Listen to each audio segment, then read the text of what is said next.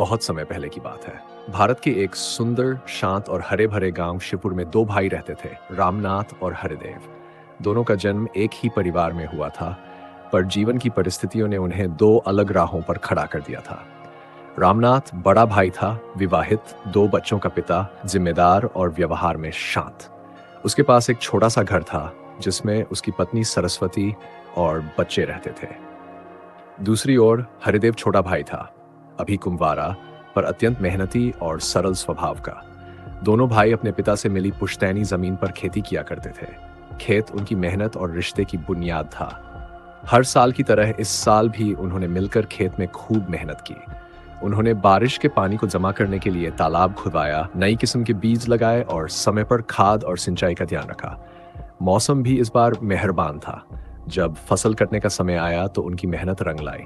खेत में इस बार गेहूं और चने के अनाज के ढेर लग गए। पूरे गांव में उनकी तारीफ हो रही थी। एक दिन दोपहर को जब सूरज सिर पर था और खेत में काम चल रहा था, रामनाथ थकान से चूर होकर बोला, हरिदेव, मैं गांव जाकर थोड़ा आराम कर लूं, तुम खेत संभाल लेना। हरिदेव ने मुस्कुराकर सिर हिलाया। भैया, आप निश्चिंत रहिए, मैं सब संभाल लूंगा। रामनाथ गांव लौट गया। हरिदेव खेत में अकेला बैठा अनाज के ढेर को निहार रहा था। उसकी आंखों में संतोष था, लेकिन मन में एक विचार चल रहा था।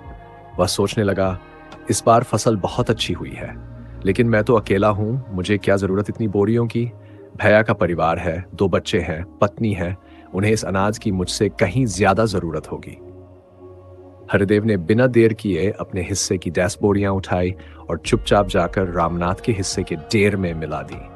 उसने किसी को कुछ नहीं बताया और शाम होते होते खेत बंद करके घर लौट गया। इधर रामनाथ गांव से खेत लौट आया। हरिदेव अब जा चुका था। रामनाथ ने चारों ओर नजर दौड़ाई और अनाज के ढेर को देखा। उसे महसूस हुआ कि जैसे अनाज कुछ ज्यादा हो गया हो। वह कुछ देर खड़ा सोचता रहा। फिर एक विचार उसके मन में आया, मेरे बच्चे हैं, घर ठीक से चल रहा है, लेकिन हरिदेव अकेला है। उसके लिए तो मैं ही सब कुछ हूं।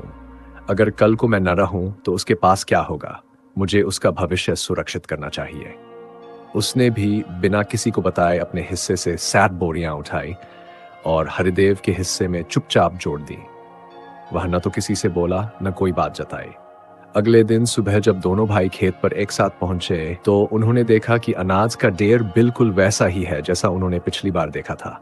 कोई फर्क नहीं पड़ा था, जबकि दोनों ने एक दूसरे के हिस्से में अनाज रखा था। दोनों ने एक दूसरे की ओर देखा, फिर हंस पड़े। कुछ पल की चुप्पी के बाद हरिदेव बोला, भैया, मैं रात को आपके हिस्से में अनाज रख गया था। रामनाथ ने भी हंसते हुए जवाब दिया, और मैं भी तुम्हारे हिस्से में अनाज रखाया था। उनके चेहरे पर जो मुस्कान थी वह निस्वार्थ प्रेम, त्याग और अपनत्व की थी। उस पल उन्हें एहसास हुआ कि सच्चे रिश्ते देने और समझने से बनते हैं, लेने से नहीं। उस दिन के बाद गांव वालों ने देखा कि दोनों भाइयों का रिश्ता और भी गहरा हो गया। उन्होंने खेत के पास एक छोटी सी मंदिर जैसी संरचना बनवाई और वहां एक पत्थर पर खुदवाया। जहां प्रेम और त्याग हो, वहां भगवान खुद निवास करते हैं।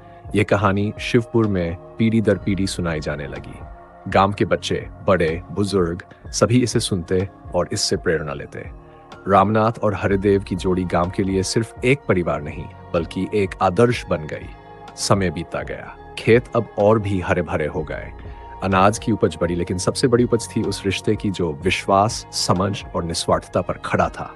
दोस्तों, इस कहानी से हमें यह सीख मिलती है कि जब हम अपनों के लिए बिना किसी स्वार्थ के कुछ करते हैं तो वह छोटा सा कार्य भी हमारे रिश्तों को मजबूत बना देता है।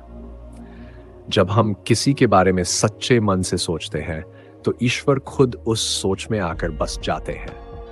त्याग, प्रेम और अपनापन, यही जीवन की असली पूंजी है।